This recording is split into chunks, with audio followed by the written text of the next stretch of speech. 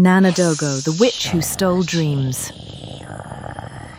In the heart of a quiet town called Ajero, deep in the western part of Nigeria, people once slept peacefully every night.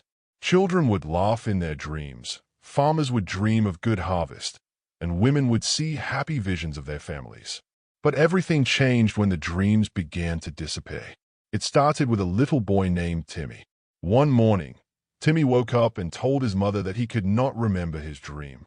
His eyes were tired, and he looked very sad. His mother thought it was nothing. Maybe he just slept too deeply, she said.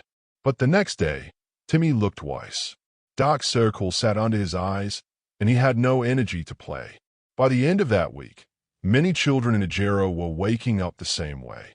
Even the adults began to feel something was wrong. They could no longer dream.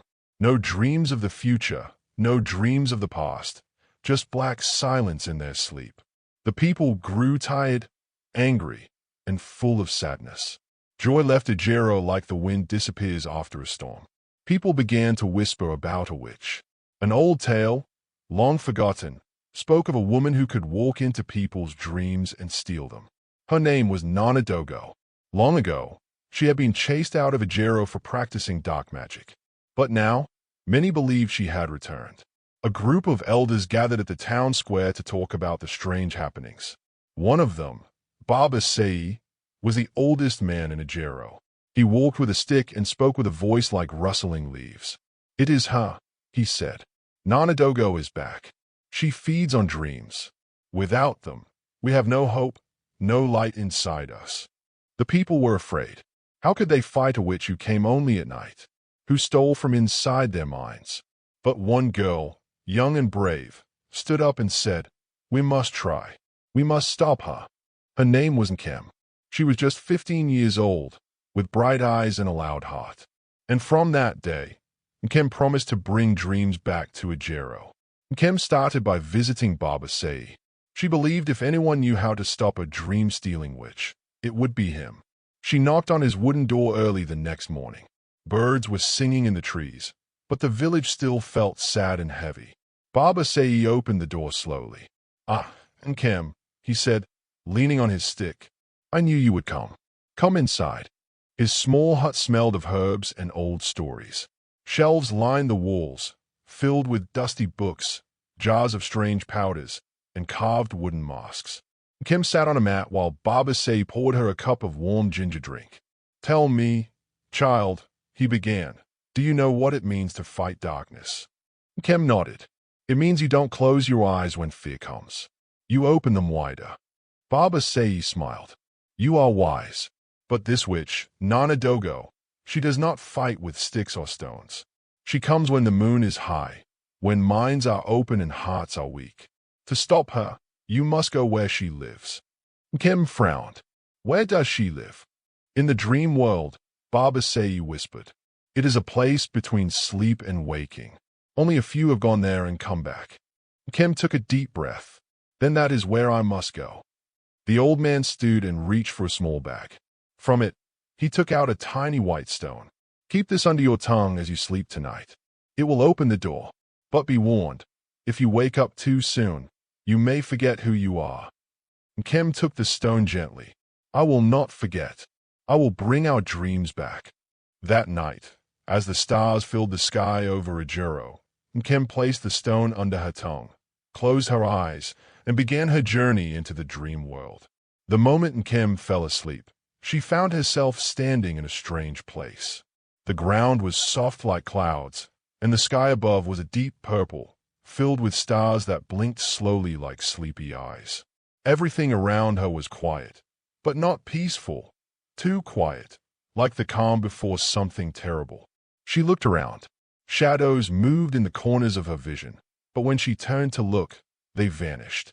A narrow path appeared under her feet, glowing faintly like moonlight on water. Kim followed it. She had no other choice. As she walked, the path led her to a forest. But these trees were not like the ones in Ajero. Their branches were twisted, and their leaves looked like feathers. The forest whispered her name, "Nkem, Nkem." The voice was soft, but it sent chills down her spine. Suddenly, a small creature appeared before her. It had big round eyes and wings like a butterfly. It spoke, not with its mouth, but inside her head. "You do not belong here," the creature said. "Turn back before she finds you." "I'm here to stop Nana Dogo," Nkem said boldly. "I need to find her and bring back the dream she stole."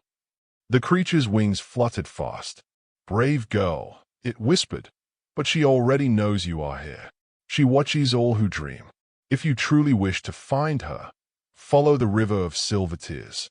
But be warned, not all who go there return." Nkem nodded. "I have to try." The creature pointed with a tiny wing toward a stream glowing in the distance. It shimmered like liquid silver and made a soft crying sound. That was a river of silver tears. Nkem walked toward it, heart pounding, knowing that the real journey was just beginning.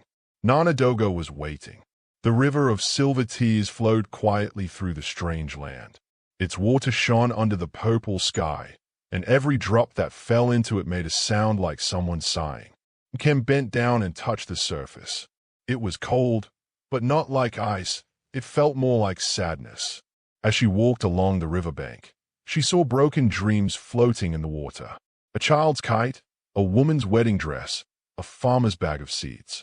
Each one had a faint glow around it, like it had once been filled with hope. Nkem felt her chest grow heavy, but she kept going. Soon, the river led her to a bridge made of bones.